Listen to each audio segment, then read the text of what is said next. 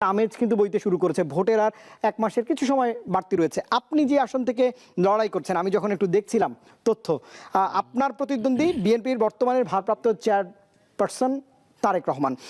এটি আপনাকে ভোটে কতটা বলবো যে প্রতিদ্বন্দ্বিতার ইঙ্গিত দিচ্ছে? এটি তো এই আসনে অন্তত সারা বাংলাদেশের মানুষের চোখ থাকবে আপনার আসনে। ধন্যবাদ আপনাকে এবং আরিফ ভাই সহ অন্য যারা মিডিয়ার মাধ্যমে দেখছেন সকলকে আমি শুরুতেই সালাম জানাচ্ছি। আসসালামু আলাইকুম রহমতুল্লাহ। আপনি কোশ্চেন করেছেন যে আমার প্রতিদ্বন্দ্বী উনি একজন দলের চেয়ারপারসন, আমি সেটাতে কেমন ফিল করছি আর কি। আমি যেদিন নমিনেশন পেপার জমা দিয়েছি ওদিনও আমাকে কোশ্চেনটা করেছিল, আমি বলেছি যে আমি বিন্দু মাত্র 1% এটাতে বিচলিত না। তার কারণ হলো বর্তমান জেনারেশন যে বিপ্লবটা হয়েছে, এই বিপ্লবটা কিন্তু হয়েছে পরিবর্তনের জন্য। আধিপত্যবাদ এবং দলীয় যে লেজুড় ভিত্তি এবং পারিবারিক তন্ত্র থেকে মানুষ মুক্তি চেয়েছে। শুধু শেখ হাসিনার ফ্যামিলিতে 50 জন এমপি ছিল, এটা থেকে মানুষ মুক্তি চেয়েছে। আমি মনে করি আমার জনপ্রিয়তায় বারবার তারা চিন্তা করে এখানে নমিনেশন চেঞ্জ করেছে, কিন্তু বর্তমানে তিনি একটা দলের প্রধান, এটা অবশ্যই আমি সম্মান করি। কিন্তু কথা হচ্ছে যে একটা ইন্ডিকেটর তো থাকতে হবে, যেটার মাধ্যমে আপনি একজনের সঙ্গে আরেকজনের তুলনা করবেন। আমি পার্সোনালি ফিল করি যে আমার যে রাষ্ট্রের অবদান আছে সেটার 50% আমার যিনি প্রতিদ্বন্দ্বী উনি চেয়ারপারসন হতে, কিন্তু ওনার নাই। সুতরাং আমি বিপুল ভোটে এখানে বিজয়ী হব। তিনি জনগণের কাছে যেতে পারবেন না, শুধু আমরা কাছে যেতে পারি। জনগণের মনের কোঠায় আমি এখানে চলে গিয়েছি।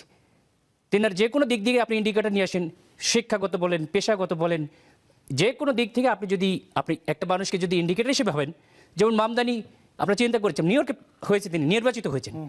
এই আসনে এরকম চমক জাতি দেখতে পাবে ইনশাল্লাহ। আমি পার্সোনালি ফিল করি আমার প্রতিদ্বন্দ্বী আমার দিক থেকে কোনো দিক দিয়ে 50%-এর বেশি তার অবদান নেই। আমি অবশ্যই বিজয়ী হব ইনশাল্লাহ। নিশ্চয়ই, কিন্তু এই হাই ভোল্টেজ যে ম্যাচটি অনুষ্ঠিত হবে আপনার এবং তারেক রহমানের মধ্যে, আমি ম্যাচই বলছি, উত্তেজনাকর এক পরিস্থিতি হবে। এই আসনে ভোট হবে, দেশের মানুষের, আমি যেমনটা বলছিলাম যে চোখ থাকবে। আপনার অনুভূতিও আমি জানলাম, আপনি অনেক কনফিডেন্ট শো করছেন। কিন্তু যখন আপনি জনগণের কাছে যাচ্ছেন, এই আসনের ভোটারদের কাছে যাচ্ছেন, তাদের কাছ থেকে কেমন সাড়া পাচ্ছেন বা বার্তা কি পাচ্ছেন বা তাদেরকে কি প্রতিশ্রুতি দিচ্ছেন? কিন্তু রাজনীতিবিদরা অধিকাংশ সময় যে প্রতিশ্রুতি দেন সেটার বরখেলাপ করেন। আমি পার্সোনালি ডিফারেন্ট। এখন বর্তমান জেনারেশন উইদিন 5 মিনিটসের মধ্যে একটা মানুষ সম্পর্কে তার জীবন বৃত্তান্ত বের করে ফেলতে পারে। সুতরাং তারা দেখবে যে আমার জীবন বৃত্তান্ত, আমি কথায় না কাজে বিশ্বাসী। আমি অলরেডি সেই এলাকার মানুষের কাছে গিয়েছি, প্রত্যেকটা এলাকায় সুবিধা অসুবিধা দেখেছি, মানুষের ঘরে ঘরে গিয়েছি, মানুষের সঙ্গে কথা বলেছি, মানুষের জন্য কাজ করেছি, ভবিষ্যতেও করব। এবং আমার আত্মবিশ্বাস এবং মানুষেরও বিশ্বাস যে আমি তাদের কাছে যাব, তারা আমাকে পাবে। যারা ভোট পরিচালনা করবেন, অর্থাৎ আমি প্রশাসনের কথা বলছি, নির্বাচন কমিশন বলছে এবারের নির্বাচন স্মরণকালের স্বচ্ছ সুষ্ঠু গ্রহণ নির্বাচন হবে। মাননীয় প্রধান উপদেষ্টাও একই কথা বলেছেন, বারবার বলেছেন। একবার তিনি বক্তৃতাতে জাতির উদ্দেশ্যে ভাষণেও বলেছেন যে মনে রাখার মতো একটা নির্বাচন হবে। আপনি কেমন দেখছেন যখন ভোট পেয়েছেন? প্রশাসনের ফ্যাসিজমের যে প্রভাব ছিল সেটি মুক্ত হতে পেরেছেন কিনা? প্রশাসন নিয়ে আপনি খুশি কিনা? ধন্যবাদ আপনাকে। আমরা জুলাই বিপ্লবের পরে একটি ঐতিহাসিক নির্বাচন চেয়েছি। আমাদের জাতি হিসেবে আসলে আমরা খুবই দুর্ভাগা যে এই জাতির জন্মলগ্ন থেকেই সেই 73-এর ইলেকশন থেকে শুরু করে জাতি এখনও কোনো সুষ্ঠু নির্বাচন পুরোপুরি পায় নাই। এই জেনারেশনের অ্যান্ড্রয়েড যুগে এসে জাতি আশা করেছে যে একটি ঐতিহাসিক নির্বাচন করবে এবং ফ্যাসিস্ট সরকারের ভিতরে প্রশাসন, নির্বাচন কমিশন একটি মাথা উঁচু করে বলা যায় সরকারের মাধ্যমেই ফ্যাসিস্ট সরকার তৈরি হয়েছে, প্রশাসনিক মাধ্যমেই। সেটাকে 5ই আগস্টের পরে আমরা মনে করেছিলাম বিদায় হয়ে গেছে, একটা পর্যায় পর্যন্ত ছিল।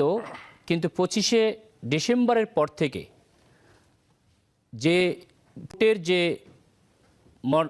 লড়াই, যে ময়দান আমরা যেটা দেখছি, টোটালি ভিন্ন একটা চিত্র আমরা দেখছি। এই চিত্র যদি চলতে থাকে তাহলে আমি মনে করি আগামীতে নির্বাচন সঠিক টাইমে হবে না।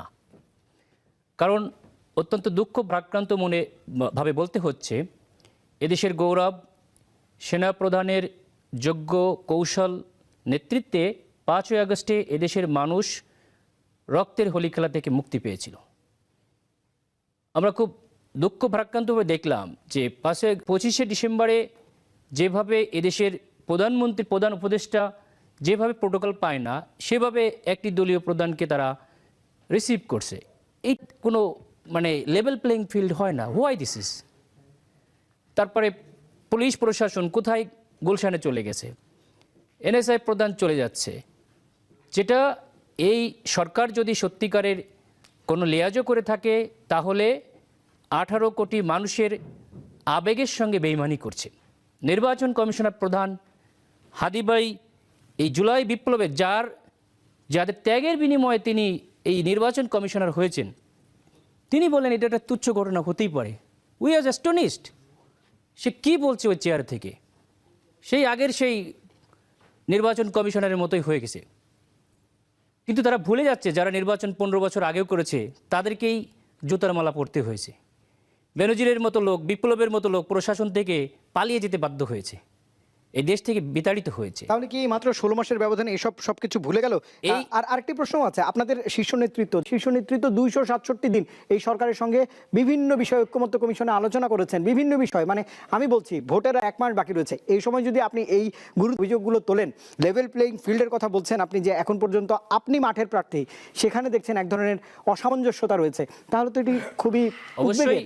আমরা যেহেতু একটা গুরুত্বপূর্ণ সময়ে আছি, আমরা এটা অবজার্ভ করছি, আমাদের দলীয় নেতৃবৃন্দ অবজার্ভ করছে, বাট আমরা খেলে আসছি, আমরা প্রিমিয়ার লিগে খেলা লোক, এখন যারা খেলছেন তারা সেকেন্ড থার্ড সারির, আমরা অবজার্ভ করছি, আমরা যাদের প্রিমিয়ার লিগে যারা ছিল তারা অন্য দেশে পালিয়ে আছে, আমরা তাদেরকে যেহেতু পার্সি পাড়াইতে, এগুলো যে আমরা পারবো না তা বলছি না, আমরা একটা সৌহার্দ্যের রাজনীতি চাই, সম্প্রীতির রাজনীতি, হিংসা ভেদাভেদের রাজনীতি চাই না।